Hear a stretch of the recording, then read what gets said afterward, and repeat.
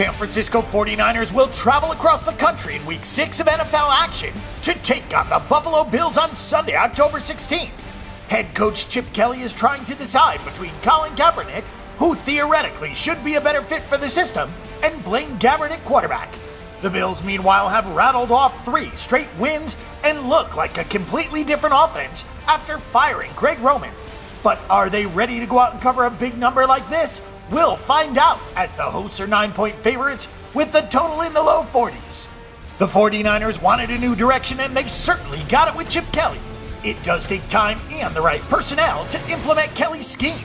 The Niners are just 1-4 straight up and against the spread, and they've lost 4 straight games, 3 of them by double digits. The Bills are now 3-2 straight up and against the spread.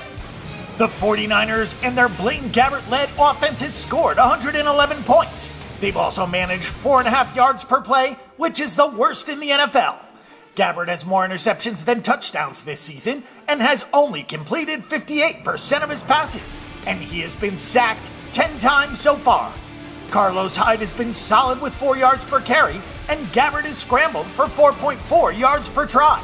But the 49ers are averaging just 3.7 yards per rush as a team. The options at wide receiver simply aren't good enough, and the quarterback is not either. Colin Kaepernick has not even seen the field yet, but he could this week and would be a modest upgrade, though not one that would affect the line too much. The 49ers have given up some big plays and a lot of points, allowing 21 plays of 20 yards or more so far this season, including 16 in the passing game.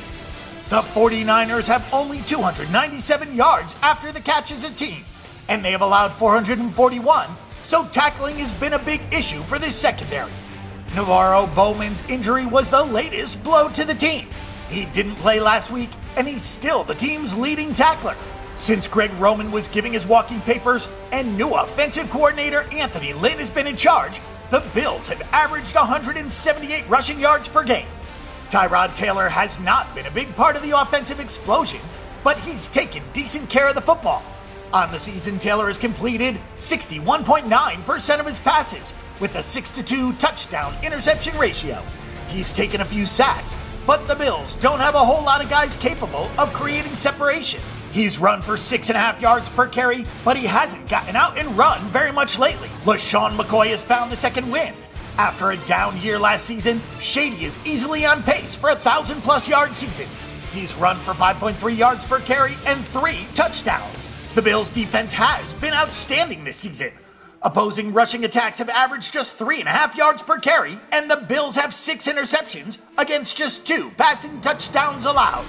The Bills have had some tackling issues, as opposing passing attacks have 20 plays of 20-plus yards and 467 yards after the catch. But Buffalo's 11 takeaways rank 3rd in the NFL. The Bills are also among the league leaders in sacks. The 49ers aren't really sure what to do right now, while the Bills are in a nice little groove with 3 wins, all by double digits.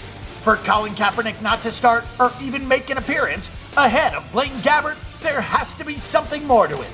Perhaps he's simply not a good fit with this offense for whatever reason. The Bills should bottle up the 49ers here, and San Francisco has had a lot of issues stopping the run. The 49ers just don't match up well in this spot. Laying big chalk on an offense that is far from explosive is worrisome in the NFL, but it seems like the only side to take in this game. Our pick and prediction is for the Buffalo Bills at -9. For our pick and prediction on this game and every other game this week, and a wealth of free stats and information, check out bangthebook.com.